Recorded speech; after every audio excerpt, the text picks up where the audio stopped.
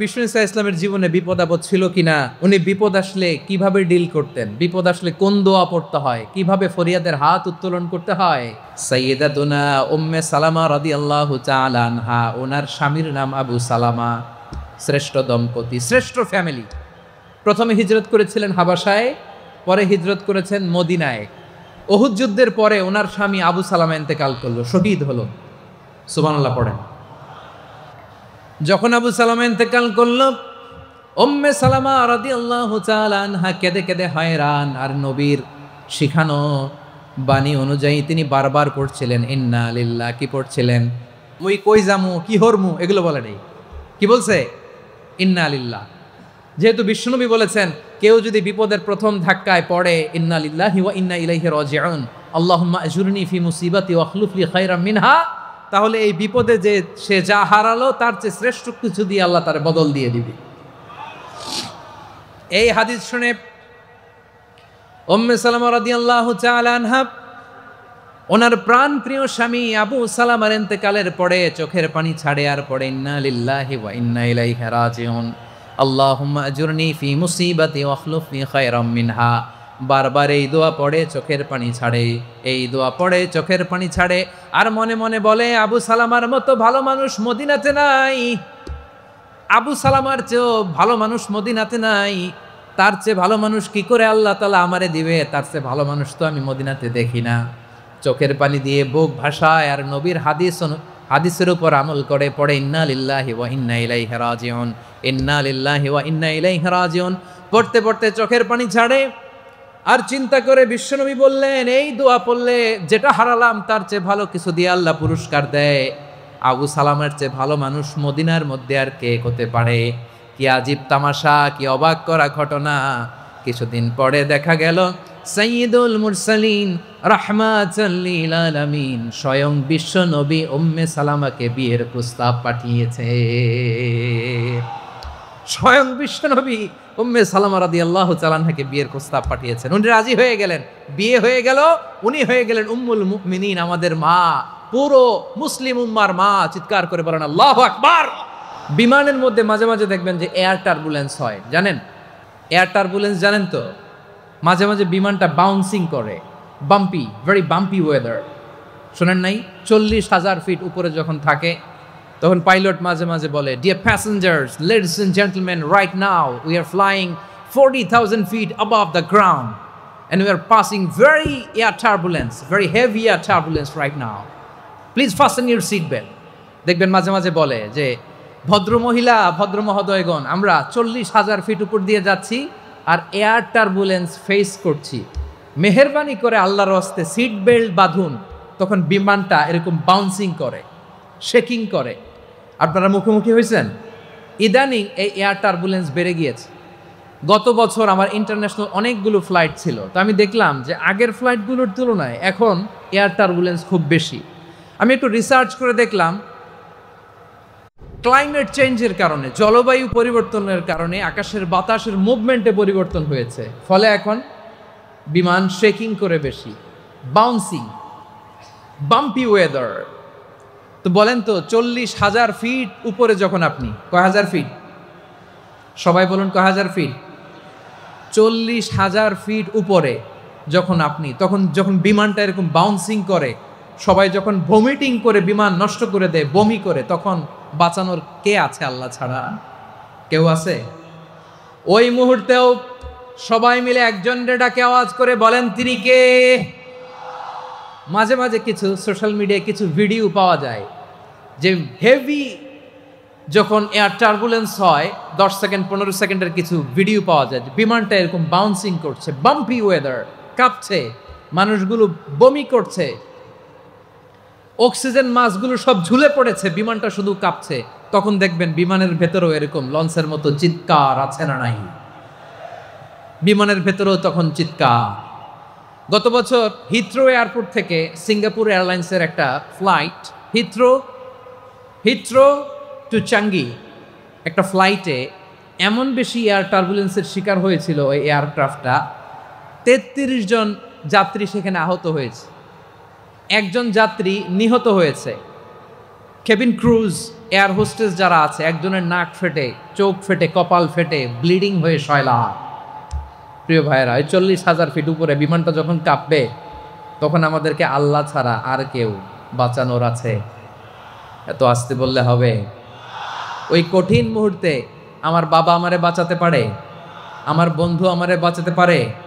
এই গ্রাউন্ডে, জমিনের বুকে আমার প্রোটোকল, আমার ক্ষমতা, আমার দাম্ভিকতা, কোনো কিছু আমারে বাঁচাতে পারে? একজন ছাড়া। চিল্লায় বলতে হবে, তিনি কে? সে আল্লাহ বললেন, গোলাম, আমি বিপদের সময় ঠিকই তোমাদের বাঁচিয়ে নেই। ওই বিমানের ভেতরে 40,000 ফিট উপরে যখন তোমরা এয়ার টার্বুলেন্সের শিকার হও, তখন নাস্তিকও আল্লাহরে ডাকে, হিন্দু আল্লাহরে ডাকে। জোরে বলেন ঠিক কিনা? আবার বিমানটা যখন শান্ত হয়ে যায়, একটু পরেই বিমানের স্ক্রিনের মধ্যে হিন্দি সিনেমা খোঁজে। বিমানের স্ক্রিনে কিন্তু বিশাল ওখানে আফলাম, ফিল্মের একেবারে বোঝাই করা। বিমানটা শান্ত হইলে আবার হিন্দি সিনেমা দেখা শুরু করে। একটু আগেই ডাকছিল কারে? কারে? দেখবেন বাংলাদেশে আমাদের ক্রিকেটাররা যখন অন্য কোনো দেশের সাথে খেলে, অনেক সময় এমন হয়, বল বাকি একটা, রান দরকার 6টা। বল বাকি কয়টা? পটুয়াখালী বোঝে নাই বোধহয়। বল বাকি কয়টা? রান দরকার। আপনি দেখবেন ক্যামেরাম্যান তখন গ্যালারিতে খালি দেখায় দর্শকদের যে কি অস্থিরতা। হিপ হপ স্টাইলের মেয়েটা, যে মেয়েটার ওড়না এতক্ষণ ছিল গলায়, এতক্ষণ কইছিল, ওই মেয়েটা দেখবেন ওড়নাটা টেনে মাথায় দিয়ে এরকম মুনাজাত ধরতেছে, আল্লাহ আল্লাহ, একটা ছক্কা, আল্লাহ আল্লাহ, আমার লাল সবুজের পতাকারে তুমি অপমানিত কইরো না আল্লাহ, ইন্ডিয়ার সাথে আমাদের খেলা, আল্লাহ আল্লাহ, একটা ছক্কা, একটা একটা। পুরো পুরো খেলা জুড়ে এই মেয়ের ওড়না ছিল গলায়, কিন্তু যখন এক বলে 6 রান দরকার, ওড়না চলে আসছে কোথায়? মাথায়। আবার মুনাজাত আছে না নাই? ঠিকই বাংলাদেশের দামাল ছেলে এমন এক শট মারলো, বল চলে গেল স্টেডিয়ামের বাইরে, ছক্কা, জিতে গেলাম আমরা। পুরো স্টেডিয়াম জুড়ে চিৎকার, হই হুল্লোড়, মৌজ মাস্তি। যেই মেয়েটা মাথার মধ্যে ওড়না দিয়ে এতক্ষণ সুবহানাল্লাহ সুবহানাল্লাহ বলে আল্লাহর কাছে দোয়া করেছে, ওই মেয়ে এখন আবার ওড়না ফেলে দিয়ে নাচা শুরু করে দিয়েছে। তাহলে আল্লাহর ভয়, আল্লাহর প্রতি আস্থা, বিশ্বাস, ভালোবাসা, এটা কি ক্ষণিকের জন্য? মানে আমার যখন লাগবে তখন আল্লাহরে ইউজ করবো নাকি? হ্যাঁ, বিপদে আপদে, সুখের সময় দুঃখের সময়, সচ্ছল অসচ্ছল অবস্থায় বিশ্বাসীরা ভরসা রাখে একজনের উপর। চিৎকার করে বলে, পটুয়াখালী তিনি কে? এবার আমরা দেখি বিষ্ণু ইসা ইসলামের জীবনে বিপদ আপদ ছিল কিনা, উনি বিপদ আসলে কিভাবে ডিল করতেন, বিপদ আসলে কোন দোয়া পড়তে হয়, কিভাবে ফরিয়াদের হাত উত্তোলন করতে হয়। আজকে আমরা যে টপিকটা নিয়ে আলোচনা করব সেটা হচ্ছে, আমরা যে জীবনে বিপদে পড়ি, আমরা বিপদে পড়লে আমাদেরকে উদ্ধার করে কে? আল্লাহ ছাড়া আমাদের বাঁচানোর কেউ আছে? উদ্ধার করার কেউ আছে? রক্ষা করার কেউ আছে? এজন্য বিপদে পড়লে আমরা চাইবো কার কাছে? আমাদের যাই দরকার হোক আমরা ফরিয়াদ করব কার কাছে? নাকি মাজারে যেয়ে চাবেন? মাজারে যেয়ে চাবেন? অনেকে তো মাজারে যেয়ে কপাল ঘষে, আছে না নাই? মাজারে যেয়ে সন্তান চায়, আছে? এই এলাকায় নাই, এই এলাকার লোকদের আকীদা খালেস আমি জানি। মাজারে যে কপাল ঘষে আর সন্তান চায়। আচ্ছা, মাজারে গেলে সন্তান পাওয়া যায়? আচ্ছা, মাজারে না গেলে যদি বাচ্চা না হতো, গরু ছাগলের যে বাচ্চা হয়, ওরা কোন মাজারে মানত করে বলেন? কথা কি বুঝতেছেন? এই যে প্রতি বছর গরু ছাগল ভেড়া এগুলো যে বাচ্চা দেয়, এরা কোন মাজারে যে মানত করে? এজন্য চাইতে হবে একজনের কাছে, তিনি কে? আমার প্রিয় পটুয়াখালীবাসী, মাজার জিয়ারত করা সুন্নাহ। আমরা মাজার জিয়ারত করব, আল্লাহ ওয়ালাদের কবরে যাব, আমরা সেখানে যে সালাম দিব, দোয়া করব, নিজের জন্য করব, কবরে শুয়ে থাকা মাইয়েতের জন্য করব, পুরো মুসলিম উম্মার জন্য করব। কিন্তু কবরে যিনি শুয়ে আছে, ওই বাবার কাছে সন্তান চাওয়া যাবে? চাকরি চাওয়া যাবে?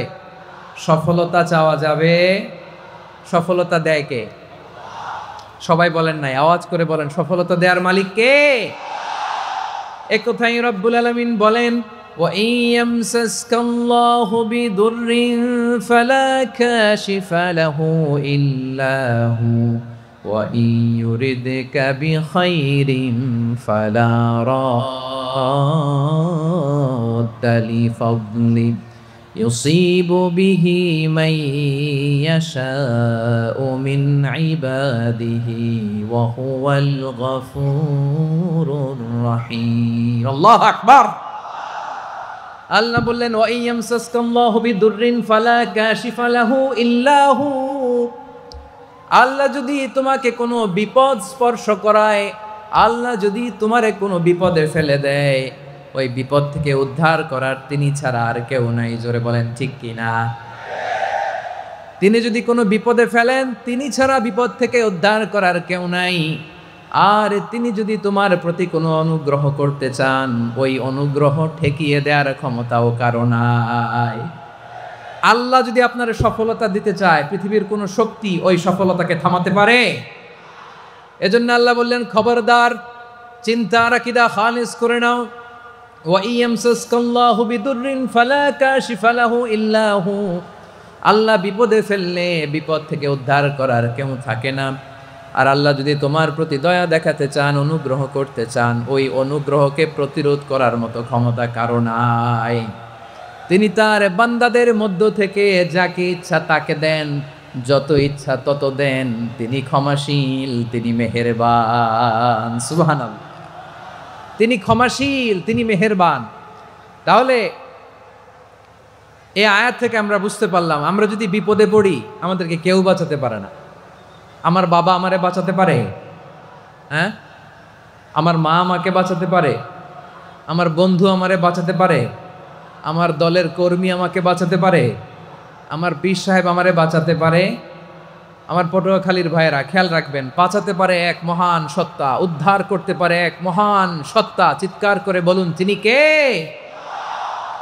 আবার আল্লাহ বললেন, আম্মাই ইউজিবুল মুযতাররা ইযা দাআহু ওয়া ইয়াকশিফুস সুআ ওয়া ইয়াজআলুকুম খুলাফাআল আরদ আখিলাহুম মা'আল্লাহ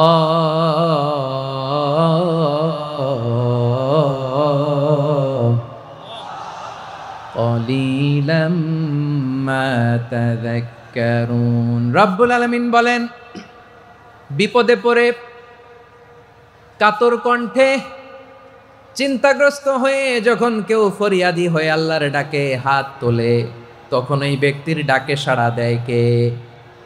সবাই বলুন। কাতর কণ্ঠে বিপন্ন অবস্থায় আপনি যখন কেঁদে কেঁদে হাত তুলে আপনার দুঃখের কথা জানান, আপনি যখন ডাকেন তারে, তখন আপনার ডাকে সাড়া দেয় কে? আল্লাহ বলে, আমি সাড়া দেই। তোমাদের বিপদকে মুক্ত করে দেয় কে? ওই আল্লাহর সাথে কোনো উপাস্য আছে নাকি? কিন্তু খুব অল্প সংখ্যক লোকই তোমরা উপদেশ গ্রহণ করো। কথাটা কার? তাহলে বিপন্ন মানবতা যখন কাঁদে, মানুষ যখন বিপদে পড়ে নিরুপায় হয়ে ফরিয়াদ করে, তার ডাক শোনার কেউ নাই একজন ছাড়া। চিল্লায় বলেন তো, তিনি কে? এজন্য আমরা ফরিয়াদের হাত কার দিকে তুলব? প্রিয় পটুয়াখালী বলেন, ফরিয়াদের দুটো হাত আমরা কার দিকে তুলব? এবং খেয়াল রাখতে হবে, মাথার সাথে সেট করে নিতে হবে, আল্লাহ ছাড়া আমাকে উদ্ধার করার কেউ নাই। এই পৃথিবীতে কেউ আপন না। প্রিয় ভাইয়েরা, বিপদে বললে বোঝা যায় কেউ আপন না। আপন শুধু একজন মহান সত্তা। তিনি কে? এটা কি আপনারা খেয়াল রাখতে পারবেন? হ্যাঁ, বিপদে আপদে কেউ আমাদের বাঁচাতে পারে না, তরাতে পারে না, মুক্তি দিতে পারে না, উদ্ধার করতে পারে না, একমাত্র আমার প্রভু ছাড়া, আল্লাহ ছাড়া। চিল্লায় বলেন ঠিক কিনা? এবং প্রিয় পটুয়াখালীর ভাইয়েরা, মাথার সাথে এটা সেট করে নিতে হবে যে আমাদের পুরো জীবনটাই পরীক্ষা। পুরো জীবনটাই কি? The life is a test. পুরো জীবনটাই পরীক্ষা। এই জীবনে বিপদ আসবে, আপদ আসবে, পরীক্ষা আসবে, সবার জীবনে এটা থাকে। এক একজনের পরীক্ষা এক এক রকম। আমার পরীক্ষা একরকম, মাসুদ ভাইয়ের পরীক্ষা একরকম, চৌধুরী সাহেবের পরীক্ষা একরকম, আপনার পরীক্ষা একরকম, উনার পরীক্ষা আবার আরেক রকম। পুরো পৃথিবীটাই পরীক্ষা ক্ষেত্র। সবাই পরীক্ষা দিচ্ছি, কিন্তু কারো পরীক্ষা প্রশ্নের সাথে কারোটার মিল নাই। সুবহানাল্লাহ পড়বেন না? পুরোটাই পরীক্ষা ক্ষেত্র, সবাই পরীক্ষার্থী, কিন্তু প্রশ্নপত্র একটার সাথে আরেকটা মিলে না। One doesn't match the other. একজনেরটার সাথে আরেকজনেরটা মিলে না। কাউকে আল্লাহ তাআলা ধনী বানিয়ে পরীক্ষা করেন। কি বানিয়ে? কথা কি বুঝতেছেন নাকি কষ্ট হচ্ছে? কষ্ট হচ্ছে আপনাদের? কাউকে আল্লাহ ধনী বানিয়ে পরীক্ষা করেন, আবার কাউকে আল্লাহ তাআলা গরিব বানিয়ে পরীক্ষা করেন, কাউকে আল্লাহ অসুস্থ বানিয়ে পরীক্ষা করেন। কেউ দেখবেন যে দুরারোগ্য ব্যাধিতে আক্রান্ত, ডাক্তার বলেছে আর সময় নাই, দুরারোগ্য ব্যাধি, ক্যান্সার, যার নেই কোনো অ্যান্সার, তার জন্য পরীক্ষা হচ্ছে এই রোগ। আরেক লোক দেখবেন তার আবার রোগ বালায় নাই, মাশাআল্লাহ, তাকে আল্লাহ তাআলা আর্থিক দৈন্যতা, দারিদ্রতা দিয়ে পরীক্ষা করছেন। এরকম আছে না নাই? টাকা পয়সা নাই, দিন আনে দিন খায়, যা আছে তাতে চলে না, এটা তার জন্য পরীক্ষা। আবার আরেক শ্রেণীর লোক দেখবেন তাকে আল্লাহ অসুস্থতাও দেয় নাই, দারিদ্রতাও দেয় নাই, তার দাম্পত্য জীবনের সমস্যা আছে না নাই? স্ত্রী কথা শোনে না, অথবা ছেলে মেয়ে কথা শোনে না। তাহলে পরীক্ষা সবার জীবনে আছে, এক একজনের পরীক্ষাটা এক এক রকম। আল্লাহ তাআলা দেখতে চায় যে এই পরীক্ষার সময় আমরা কিরকম রেসপন্স করি, how to deal with the test, কিভাবে এই বিপদ আপদ পরীক্ষাগুলোকে আমরা হ্যান্ডেল করব, ডিল করব। এটা হচ্ছে আজকের আলোচনার বিষয়। বুঝতে পেরেছেন সবাই আমার প্রিয় ভাইয়েরা? তাহলে পরীক্ষাময় আমাদের জীবন, বিপদ আপদ পরীক্ষা, এটা মানুষের পিছু ছাড়ে না। সবার জীবনে পরীক্ষা আছে, নবীদের জীবনেও পরীক্ষা ছিল। সাহাবারা জিজ্ঞেস করেছেন, ইয়া রাসূলুল্লাহ, আইয়ুন নাসি আশাদ্দু বালাআন ফিদ দুনিয়া, এই দুনিয়ার বুকে কাদের পরীক্ষা সবচেয়ে বেশি? বিশ্বনবী বলেছেন, আল আম্বিয়া, এই পৃথিবীতে সবচেয়ে বেশি পরীক্ষা আল্লাহ তাআলা নিয়ে থাকেন নবীদের। কাদের? নবীদের। সুম্মাল আমসাল ফাল আমসাল, এরপরে নবীদের পরের স্তরে যারা, তাদের পরীক্ষা। এরপরে তাদের পরের স্তরে যারা, তাদের পরীক্ষা। সিদ্দিকিনদের, শুহাদাদের, সলিহিনদের, আল্লাহওয়ালাদের। যার ঈমান যত মজবুত তার জীবনে পরীক্ষাও তত বেশি। চিল্লায় বলেন ঠিক কিনা? তাহলে মুমিনরা, বিশ্বাসীরা, আমরা কি পরীক্ষা বিপদ আপদে ভয় পাই? হ্যাঁ, বিপদ দেখলে ভয় লাগে আপনাদের? ভয় লাগে? হ্যাঁ, না, মুমিনরা বিপদে ভয় পায় না, তারা হতাশ হয় না, সুবহানাল্লাহ, তারা নিরাশ হয় না। বিশ্বাসীরা হাল ছেড়ে দেয় না, তারা ভরসা রাখে একজনের উপর। চিল্লায় বলতে হবে তিনি কে? কারণ মুমিন জানে the grief isn't permanent, the test isn't permanent, the struggle in our life isn't permanent. আমাদের জীবনের দুঃখ, কষ্ট, স্ট্রাগল, এগুলো পার্মানেন্ট নয়। after every difficulties there is an ease. সব কষ্টের পরেই একটা সুখ আছে না নাই? রব্বুল আলামিন বলেন, ফা ইন্না মাআল উসরি ইউসরা, ইন্না মাআল উসরি ইউসরা, ভয় পেও না, চিন্তা করো না, কষ্টের সাথেই আমি রেখে দিয়েছি স্বস্তি। সুবহানাল্লাহ বলেন। মুমিন জীবনে বিপদ যত বেশি, কষ্ট যত বেশি, তার সামনে সফলতা তার চেয়েও বেশি। ঠিক কিনা বলেন? কারণ বিশ্বাসীরা জানে রাত্রি যত গভীর হয়, সুবহে সাদিকের সময় তত আগাতে থাকে। গর্ভবতী নারীর পেটের ব্যথা যত বাড়তে থাকে, ঘরে নতুন মেহমান আগমনের সময় ঘনাতে থাকে। মুমিনদের উপর বিপদ, অত্যাচার, আপদ, পরীক্ষা যত বাড়তে থাকে, কালেমার পতাকা উড্ডয়নের সময় কাছে আসতে থাকে। বিশ্বাসীদের এগুলো হিসাব মিলানো অনেক আগে, এগুলো অনেক আগে হিসাব মিলানো। দুঃখের আধার শেষে সুখের আলো মিটিমিটি হাসে। চিল্লায় বলেন ঠিক কিনা? দুঃখ যত বেশি, পরীক্ষা যত বেশি, কষ্ট যত বেশি, সুখের সময় তত কাছাকাছি। চিল্লায় বলতে হবে ঠিক কিনা? এজন্য মুমিন জীবনে পরীক্ষা বেশি, মুমিনদের হতাশা নাই, মুমিনরা নিরাশ হয় না, হতাশ হয় কাফিররা। মুমিনরা কখনো হাল ছেড়ে দেয় না, মুমিনরা ভরসা রাখে একজনের উপর, তিনি কে? তাহলে আমার প্রিয় পটুয়াখালীবাসী, বিপদ থাকবে, পরীক্ষা থাকবে, এই বিপদ থেকে আমাদেরকে উদ্ধার করবেন একজন, তিনি কে? আমরা শুধু আল্লাহর উপরই ভরসা রাখবো। রাজি আছেন তো? চাইবো একজন সত্তার কাছে, আওয়াজ করে বলুন তিনি কে? একজন সত্তার কাছে চাইবে। বিশ্বনবী ওনার চাচাতো ভাই আব্দুল্লাহ ইবনে আব্বাস রাদিয়াল্লাহু তাআলা আনহুকে বললেন, ইয়া আব্দুল্লাহ ইবনাল আব্বাস, হে আব্দুল্লাহ ইবনে আব্বাস, ইযা সাআলতা ফাসআলিল্লাহ, যখন চাইবে আল্লাহর কাছে যাও। ও আব্দুল্লাহ, যখন চাইবা আল্লাহর কাছে চাও। ওয়া ইযা ইসতাআনতা ফাসতাইন বিল্লাহ, যখন সাহায্য চাইবা আল্লাহর কাছে ফরিয়াদ করো। জেনে রেখো ও আব্দুল্লাহ, ওয়া'লাম আন্নাল উম্মাতা লাউ ইজতামাআত আলা আন ইয়ানফাউকা বিশাইইন লাম ইয়ানফাউকা ইল্লা বিশাইইন ক্বাদ কাতাবাহু আল্লাহু লাক ও আব্দুল্লাহ, জেনে রেখো, মনে রেখো, গোটা বিশ্বের সবাই মিলে যদি তোমার উপকার করতে চায় ততটুকুই তারা করতে পারবে যতটুকু আল্লাহ তোমার নসিবে সেটা লিখে রেখেছে। ঠিক কিনা বলেন? আর যদি গোটা বিশ্বের সবাই মিলে তোমার বিরুদ্ধে কনস্পাইরেসি করে, ষড়যন্ত্র করে, গোটা বিশ্বের সবাই মিলেও যদি তোমার ক্ষতি করতে চায় ততটুকুই শুধু পারবে যেটা আল্লাহ তোমার জন্য বরাদ্দ রেখেছে। যতটুকু আল্লাহ তাআলা তোমার জন্য বরাদ্দ রেখেছে অতটুকুই ক্ষতি করতে পারবে, আর এক চুল বেশিও করতে পারবে না, কমও করতে পারবে না। চিল্লায় বলেন ঠিক কিনা? এজন্য আমরা চাইবো কার কাছে? সবাই বলেন নাই, আওয়াজ করে বলেন কার কাছে? সব সময় আমরা আল্লাহর কাছে চাইবো, বিপদে আপদে, সুখে দুঃখে, সচ্ছল অবস্থায় অসচ্ছল অবস্থায়, পরাজয়ের সময় বিজয়ের সময়, সব সময় আমরা ভরসা রাখবো কার উপর? সবাই বলুন। একদল লোক আছে যারা বিপদে পড়লে আল্লাহরে ডাকে, আছে না নাই? পটুয়াখালীতে মাশাআল্লাহ নাই। বিপদ আসলে আল্লাহরে ডাকে, বিপদ নাই আল্লাহও নাই। বিপদে পড়লে নামাজ পড়ে, বিপদও নাই নামাজও নাই। বিপদে পড়লে জিকির করে, বিপদ যখন চলে যায় ওদের জিকিরও বন্ধ হয়ে যায়। এরকম আছে না নাই? কিছু লোক দেখবেন পরীক্ষা আসলে নামাজ পড়ে, আছে আছে। জেনজি আওয়াজ করো, এরকম আছে? এই কমন পড়ে গেছে, কমন পড়ছে। দেখবেন পরীক্ষার সময় নামাজ পড়ে, পরীক্ষাও নাই নামাজও আছে। এরকম কিছু লোক আছে অসুস্থ হলে আল্লাহরে বড্ড ভালোবাসে, আল্লাহরে খুব ডাকে। অসুস্থ হইলে অসুস্থতাও নাই, আল্লাহ স্মরণও নাই। দেখবেন কিছু লোক নির্বাচন আসলে খুব আল্লাহ আল্লাহ হয়ে যায়, তখন দেখবেন মাথার মধ্যে হেজাব লাগায়, পাঞ্জাবি লাগায়, আল্লাহ আল্লাহ হয়ে যায়। নির্বাচনও নাই, এরপরে আল্লাহর কথাও নাই। আছে না নাই?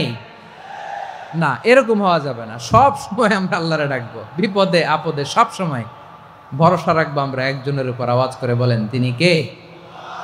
এ কথায় আল্লাহ তাআলা আমাদের চোখে আঙ্গুল দিয়ে জানিয়ে দিলেন, ফাইদা রাকিবু ফিল ফুলকি দাআউল্লাহা মুখলিসিনা লাহুদ্দিন ফালাম্মা নাজ্জাহুম ইলাল বাররি ইযা হুম ইউশরিকুন। আল্লাহ বলে একদল লোক আছে, তারা যখন নৌযানে চড়ে, জলযানে চড়ে, সাগরের মধ্যে যখন জাহাজে চড়ে, লঞ্চে চড়ে, তারা যখন তুফানের সম্মুখীন হয় তখন তারা আল্লাহরে বড্ড বেশি ডাকে, একান্তভাবে ডাকে, বিশুদ্ধ চিত্তে ডাকে। আবার তুফান থেকে তাদেরকে সেফ জোনে নিয়ে, নিরাপদ জোনে নিয়ে যখন বন্দরে আমি আল্লাহ তাদেরকে ভিড়িয়ে দেই, ওই লোকগুলো আবার আমি আল্লাহর সাথে শিরিক করে। এরকম আছে না নাই? জাহাজে উঠছে, সাগরের মাঝখানে তুফান, ওই সময় দেখবেন আল্লাহ কারে কয়। এই কথা তো আপনাদেরকে বোঝানো সহজ, আপনারা তো নদীর দেশের মানুষ। লঞ্চে চড়েন নাই কারা কারা দেখি? লঞ্চে চড়ছেন? হ্যাঁ, লঞ্চে চড়ে নাই এরকম একজনও নাই এখানে। আচ্ছা, লঞ্চে উঠছেন কে কে দেখি? মাশাআল্লাহ মাশাআল্লাহ মাশাআল্লাহ। ঠিক আছে, আপনাদের বোঝানো সহজ। আচ্ছা, লঞ্চে উঠে তুফানের সম্মুখীন হয়েছেন, জলোচ্ছ্বাস, সবাই? মাশাআল্লাহ। তো এই ওয়াজ তো আপনাদের মুখস্থ, ঠিক কিনা বলেন? আমার বলার দরকার নাই, বলেন। মাঝ নদী, তুফান, জলোচ্ছ্বাস, জলের মধ্যে উচ্ছ্বাস, ঢেউ, টর্নেডো, সাইক্লোন, মেঘের ঘনঘটা, পরিবেশ ঘুটঘুটে অন্ধকার, লঞ্চ একবার এদিকে আরেকবার ওইদিকে, ভিতরে কি অবস্থা হয় বলেন তো? হ্যাঁ, তখন মুসলিমও আল্লাহর ডাকে, হিন্দু আল্লাহর ডাকে, ঠিক কিনা বলেন? আস্তিক আল্লাহর ডাকে, নাস্তিক আল্লাহর ডাকে, ঠিক কিনা?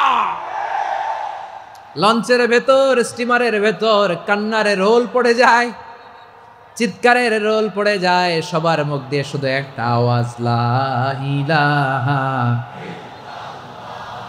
লা ইলাহা লা ইলাহা সুবহানাল্লাহ আলহামদুলিল্লাহ লা ইলাহা, আল্লাহ নামের জিকির করবে যারা, আল্লাহর কাছে প্রিয় তারা, আল্লাহর কাছে প্রিয় যারা, জান্নাতে প্রবেশ করবে তারা, জোরে লা ইলাহা, লা ইলাহা ইল্লাল্লাহ, লা ইলাহা ইল্লাল্লাহ মুহাম্মাদুর রাসূলুল্লাহ সাল্লাল্লাহু আলাইহি ওয়াসাল্লাম। আমার প্রিয় পটুয়াখালীবাসী, তাহলে লঞ্চের ভেতরে যখন আমরা তুফানের মধ্যে পড়ি তখন সবাই মিলে আমরা একটা নামের জিকির করি। নামটা কার? মুসলমানেরাও ডাকে, হিন্দুরাও ডাকে, আস্তিকও ডাকে, নাস্তিকও ডাকে, সবাই ডাকে একজনকে। তিনি কে? আবার দেখবেন ওই আল্লাহ তুফানের পরে, ঝড়ের পরে ওই লঞ্চটাকে যখন সদর ঘাটে ভিড়িয়ে দেয়, আবার আমরা নাফরমানি শুরু করে দেই। সে কোথায়? আল্লাহ বললেন ফাইদা রাকিবু ফিল ফুলকি দাআউল্লাহ মুখলিসিনা লাহুদ্দিন ফালাম্মা নাজ্জাহুম ইলাল বাররি ইযা হুম ইউশরিকুন। সাগরে যখন তুফানে পড়ে আমি আল্লাহর ডাকে, আবার আমি আল্লাহ যখন বাঁচিয়ে দেই, আবার আমি আল্লাহর সাথে শিরিক শুরু করে। আমরা কি এরকম হতে চাই নাকি? এরকম করবেন? হ্যাঁ না, আমরা তুফানে পড়লেও আল্লাহরে ডাকি, আবার বাঁচায় দেওয়ার পরেও ডাকি কারে? আল্লাহকেই ডাকি। বিমানের মধ্যে মাঝে মাঝে দেখবেন যে এয়ার টার্বুলেন্স হয়, জানেন? এয়ার টার্বুলেন্স জানেন তো? মাঝে মাঝে বিমানটা বাউন্সিং করে, বাম্পি, ভেরি বাম্পি ওয়েদার। শোনেন নাই? 40,000 ফিট উপরে যখন থাকে তখন পাইলট মাঝে মাঝে বলে, dear passengers, ladies and gentleman, right now we are flying 40,000 feet above the ground and we are passing very air turbulence, very heavy air turbulence right now. Please fasten your seat belt. দেখবেন মাঝে মাঝে বলে যে ভদ্র মহিলা, ভদ্র মহোদয়গণ, আমরা 40,000 ফিট উপর দিয়ে যাচ্ছি আর এয়ার টার্বুলেন্স ফেস করছি, মেহেরবানি করে আল্লাহর হস্তে সিট বেল্ট বাঁধুন। তখন বিমানটা এরকম বাউন্সিং করে, শেকিং করে। আপনারা মুখোমুখি হয়েছেন? ইদানিং এই এয়ার টার্বুলেন্স বেড়ে গিয়েছে। গত বছর আমার ইন্টারন্যাশনাল অনেকগুলো ফ্লাইট ছিল, তো আমি দেখলাম যে আগের ফ্লাইটগুলোর তুলনায় এখন এয়ার টার্বুলেন্স খুব বেশি। আমি একটু রিসার্চ করে দেখলাম ক্লাইমেট চেঞ্জের কারণে, জলবায়ু পরিবর্তনের কারণে আকাশের বাতাসের মুভমেন্টে পরিবর্তন হয়েছে, ফলে এখন বিমান শেকিং করে বেশি, বাউন্সিং, বাম্পি ওয়েদার। তো বলেন তো 40,000 ফিট উপরে যখন আপনি, কয় হাজার ফিট? সবাই বলুন কয় হাজার ফিট? 40,000 ফিট উপরে যখন আপনি, তখন যখন বিমানটা এরকম বাউন্সিং করে, সবাই যখন ভমিটিং করে বিমান নষ্ট করে দেয়, বমি করে, তখন বাঁচানোর কে আছে আল্লাহ ছাড়া? কেউ আছে? ওই মুহূর্তেও সবাই মিলে একজনের ডাকে আওয়াজ করে বলেন তিনি কে? মাঝে মাঝে কিছু সোশ্যাল মিডিয়ায় কিছু ভিডিও পাওয়া যায় যে হেভি যখন এয়ার টার্বুলেন্স হয় 10 সেকেন্ড 15 সেকেন্ডের কিছু ভিডিও পাওয়া যায়, বিমানটা এরকম বাউন্সিং করছে, বাম্পি ওয়েদার, কাঁপছে, মানুষগুলো বমি করছে, অক্সিজেন মাসগুলো সব ঝুলে পড়েছে, বিমানটা শুধু কাঁপছে। তখন দেখবেন বিমানের ভেতরেও এরকম লঞ্চের মতো চিৎকার আছে না নাই? বিমানের ভেতরেও তখন চিৎকার। গত বছর হিথ্রো এয়ারপোর্ট থেকে সিঙ্গাপুর এয়ারলাইন্সের একটা ফ্লাইট, হিথ্রো টু চাঙ্গি, একটা ফ্লাইটে এমন বেশি এয়ার টার্বুলেন্সের শিকার হয়েছিল ওই এয়ারক্রাফটটা, 33 জন যাত্রী সেখানে আহত হয়েছে, একজন যাত্রী নিহত হয়েছে। কেবিন ক্রুজ, এয়ার হোস্টেস যারা আছে, একজনের নাক ফেটে, চোখ ফেটে, কপাল ফেটে, ব্লিডিং হয়ে শয়লা। প্রিয় ভাইয়েরা, 40,000 ফিট উপরে বিমানটা যখন কাঁপবে, তখন আমাদেরকে আল্লাহ ছাড়া আর কেউ বাঁচানোর আছে? এত আসতে বললে হবে? ওই কঠিন মুহূর্তে আমার বাবা আমারে বাঁচাতে পারে, আমার বন্ধু আমারে বাঁচাতে পারে। এই গ্রাউন্ডে, জমিনের বুকে আমার প্রোটোকল, আমার ক্ষমতা, আমার দাম্ভিকতা, কোনো কিছু আমারে বাঁচাতে পারে একজন ছাড়া। চিল্লায় বলতে হবে তিনি কে? সে আল্লাহ বললেন, গোলাম আমি বিপদের সময় ঠিকই তোমাদের বাঁচিয়ে নেই, ওই বিমানের ভেতরে 40,000 ফিট উপরে যখন তোমরা এয়ার টার্বুলেন্সের শিকার হও, তখন নাস্তিকও আল্লাহরে ডাকে, হিন্দু আল্লাহরে ডাকে। জোরে বলেন ঠিক কিনা? আবার বিমানটা যখন শান্ত হয়ে যায়, একটু পরেই বিমানের স্ক্রিনের মধ্যে হিন্দি সিনেমা খোঁজে। বিমানের স্ক্রিনে কিন্তু বিশাল ওখানে আফলাম ফিল্মের একেবারে বোঝাই করা। বিমানটা শান্ত হলে আবার হিন্দি সিনেমা দেখা শুরু করে। একটু আগেই ডাকছিল কারে কারে? দেখবেন বাংলাদেশে আমাদের ক্রিকেটাররা যখন অন্য কোনো দেশের সাথে খেলে, অনেক সময় এমন হয় বল বাকি একটা, রান দরকার 6টা। বল বাকি কয়টা? পটুয়াখালী বোঝে নাই বোধহয়। বল বাকি কয়টা? রান দরকার। আপনি দেখবেন ক্যামেরাম্যান তখন গ্যালারিতে খালি দেখায় দর্শকদের যে কি অস্থিরতা। হিপ হপ স্টাইলের মেয়েটা, যে মেয়েটার ওড়না এতক্ষণ ছিল গলায়, এতক্ষণ কইছিল, ওই মেয়েটা দেখবেন ওড়নাটা টেনে মাথায় দিয়ে এরকম মুনাজাত ধরতেছে, আল্লাহ আল্লাহ, একটা ছক্কা, আল্লাহ আল্লাহ, আমার লাল সবুজের পতাকারে তুমি অপমানিত কইরো না আল্লাহ, ইন্ডিয়ার সাথে আমাদের খেলা, আল্লাহ আল্লাহ, একটা ছক্কা, একটা একটা। পুরো পুরো খেলা জুড়ে এই মেয়ের ওড়না ছিল গলায়, কিন্তু যখন 1 বলে 6 রান দরকার, ওড়না চলে আসছে কোথায়? মাথায়। আবার মুনাজাত আছে না নাই? ঠিকই বাংলাদেশের দামাল ছেলে এমন এক শট মারলো, বল চলে গেল স্টেডিয়ামের বাইরে, ছক্কা, জিতে গেলাম আমরা। পুরো স্টেডিয়াম জুড়ে চিৎকার, হই হুল্লোড়, মৌজ মাস্তি। যেই মেয়েটা মাথার মধ্যে ওড়না দিয়ে এতক্ষণ সুবহানাল্লাহ সুবহানাল্লাহ বলে আল্লাহর কাছে দোয়া করেছে, ওই মেয়ে এখন আবার ওড়না ফেলে দিয়ে নাচা শুরু করে দিয়েছে।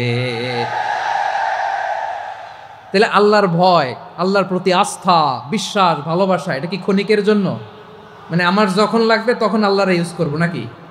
হ্যাঁ, বিপদে আপদে, সুখের সময় দুঃখের সময়, সচ্ছল অসচ্ছল অবস্থায় বিশ্বাসীরা ভরসা রাখে একজনের উপর। চিৎকার করে বলো, পটুয়াখালী তিনি কে? সে আল্লাহ বললেন, গোলাম মনে করো না জাহাজ থেকে সদরঘাটে ভিড়িয়ে দিলাম, তুমি নিরাপদ হয়ে গেছো। মনে করো না 40,000 ফিট থেকে সেফ ল্যান্ডিং এর পরে এয়ারপোর্টে নেমে গেলেই তুমি নিরাপদ হয়ে গেছো। ও মিয়া, বিপদ কি শুধু সাগরে আর আকাশে? ঘরের বিপদও, ঘরের ভেতরও বিপদ আসতে পারে কি পারে না? এজন্য সূরা মুলক আল্লাহ বললেন, আমিনতুম মান ফিস সামাই আন ইয়াখসিফা বিকুমুল আরদা ফাইযা হিয়া তামুর। তোমরা কি ভাবছো তোমরা নিরাপদ? সাগরের মধ্যে তুফান, আল্লাহ আল্লাহ ডাকলাম, সদরঘাটে যেয়ে পড়ছি, পয়সা গেছেন তো আপনি। আর পাবে আপনারে আল্লাহ? আল্লাহরা তো সাগরের মাঝখানে তো আল্লাহ আপনারা পাইছিল, আর তো পাবে না। আর পাবে আপনারে? আর আল্লাহ ধরতে পারবে আপনারে? ঘরের ভেতরও বিপদ দিয়ে আটকাতে পারে কে? 5 স্টার 7 স্টার হোটেলের ভেতরও আমাকে বিপদের মধ্যে ফেলে দিতে পারেন কে? আল্লাহ বললেন, তোমরা কি ভেবেছো তোমরা নিরাপদ? আমি চাইলে ল্যান্ডস্লাইডস, ভূমি ধস দিয়ে 1 লক্ষ 1 মুহূর্তে নিয়ে যেতে পারি। এক সুনামি দিয়ে থাপ্পড় মেরে 3 লক্ষ সাগরের ভেতরে ঢুকায় দিতে পারি। 1 সেকেন্ডও লাগে না আমার। আম আমিনতুম মান ফিস সামাই আন ইউরসিলা আলাইকুম হাসিবা ফাসাতা'লামুনা কাইফা নাযীর। আল্লাহ চাইলে আকাশ থেকে পাথর বৃষ্টি নাজিল করতে পারেন কি পারেন না? এই মুহূর্তে এখানে ভূমিকম্প দিতে পারেন কি পারেন না? আচ্ছা, ভূমিকম্প যখন হয় আমাদের কারো হুঁশ থাকে? আপনি মনে করছেন আমরা সাধারণ মানুষ, আমরা দৌড় দেই, আর প্রেসিডেন্ট প্রধানমন্ত্রী ওনারা বুঝি খাটে শুয়ে থাকে? কথা বোঝে নাই বোধহয়। ভূমিকম্প, আর্থকোয়েক যদি হয়, বাঁচার জন্য আমরা কি করি? হয় খাটের তলায়, ডাইনিং টেবিলের নিচে, উপরে শক্ত কিছু আছে এটার নিচে, অথবা ঘর থুইয়া দেও দৌড়। তো প্রধানমন্ত্রী উনি কি করে? প্রেসিডেন্ট উনি কি করে? হ্যাঁ, উনি খাটের মধ্যে যে শুয়ে থাকে নাকি?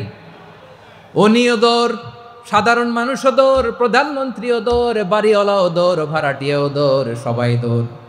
নাকি ভাড়াটিয়ারা বাড়ি থুইয়া দৌড়, বাড়িওয়ালারা আর বেরোয় না? এরকম না। তাহলে যে কোনো মুহূর্তে ভূমিকম্প দিয়ে নাস্তানাবুদ করতে পারে কে? আমার প্রিয় ভাইয়েরা, আমরা নিরাপদ নই, আমরা তার দয়ায় বেঁচে আছি। কার দয়ায়? এজন্য আল্লাহ বললেন, গোলাম যে কোনো মুহূর্তে বিপদ দিয়ে তোমাদেরকে নাস্তানাবুদ করতে পারি। বিশ্বাসী বলে যদি নিজেকে দাবি করো, সব সময় ডাকতে হবে একজন সত্তাকে। বলেন তিনি কে? এই কথা ক্লিয়ার? এই সবগুলো উদাহরণ শেষে সবার কাছে ক্লিয়ার হয়েছে না যে বিপদ থেকে, আপদ থেকে, পরীক্ষা থেকে, ক্যালামিটি থেকে আমাদেরকে কেউ বাঁচাতে পারে না একজন সত্তা ছাড়া। আবারও বলেন তো তিনি কে? ক্লিয়ার? হ্যাঁ, সবাই বুঝতে পারছেন? আচ্ছা, এবার আমরা দেখি বিষ্ণু ঈসা ইসলামের জীবনে বিপদ আপদ ছিল কিনা।